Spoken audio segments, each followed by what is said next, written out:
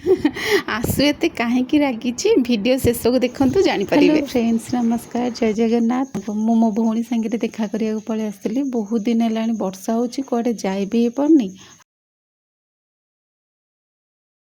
तो 11:30 बेलू मो भौणी पलि आसला। तो आम दीज बहुत समय बुलिलु, पाग भी बहुत बढ़िया थाए। तो आम बहुत समय खाली स्कूटी ही बहुत बुलिलु। तो 1:30 हो आम गोटे रेस्टोरेंट को खाया पलि आसलु। होटेल खाया को ये होटेलटा बिना पियाज रसुण आ सब वर्षक 12 मास ये होटेलटा बिना पियाज रसुण।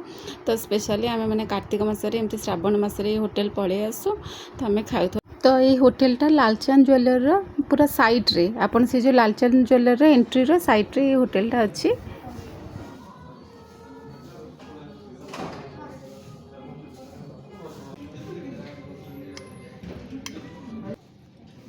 खाइबा तो बहुत ही स्वादिष्ट होता, किसी वार्ड नहीं कहवाई, बहुत टेस्ट थिला खाइबा।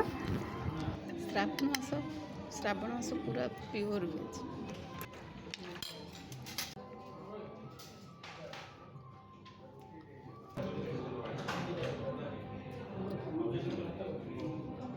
खाई पी सारी पिक्चर क्लिक करदेलु। मोर आमे दी भौणी ही आसलु। मोर जो मझिया भौणी से स्कूल ले थिला, छुआ को पाठ पढ़ुला, तो से आसी पारानी।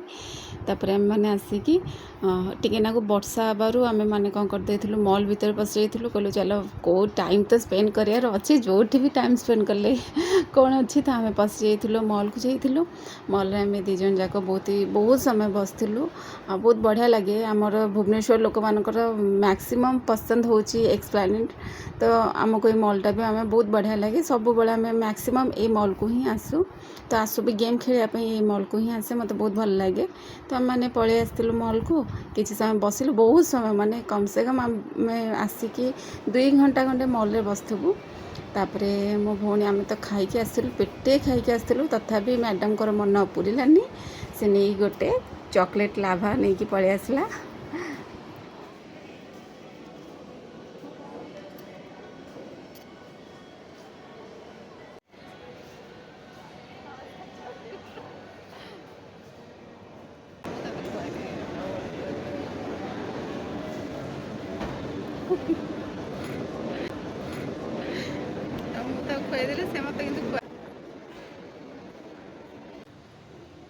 तो एमती भाव दिनटा कटी 11:30 ରୁ 4ଟା पर्यंत बहुत मस्ती करूँ। तो मो भौणी कहला मुझे एक्चुअली एमती सब वीडियो करेनि।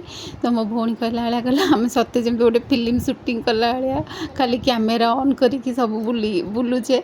तो बहुत हसलु और बहुत सारा वीडियो जो मैंने करती यूट्यूबर विषय कथा है, बहुत सारा कथा होलु। भगवान को कृपारू एमती दिनटी बहुत सुंदर भाव कटी।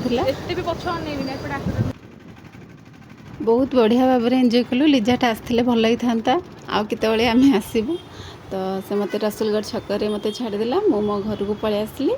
आउ से भी जाऊँगी, आपण मैंने देखते मु भी पलि आसली। तो यह ही थी आज दिनटा। तापर घर को आसिक देखे तो आसुर बाबा रे आपण शुणु सॉरी को आंटी को बेसी झड़े सान ना बड़ क्या को आंटी को बेसी खाइबारे झड़े को झड़ेबनी का पाखु बुझिबनी कोन पे इच्छा नहीं राग आसिला इच्छा हला मते राग होबा पे ताकू न नहीं कि आमे काहे कि बुलिया को पळेलु सेत पे से रागी छी।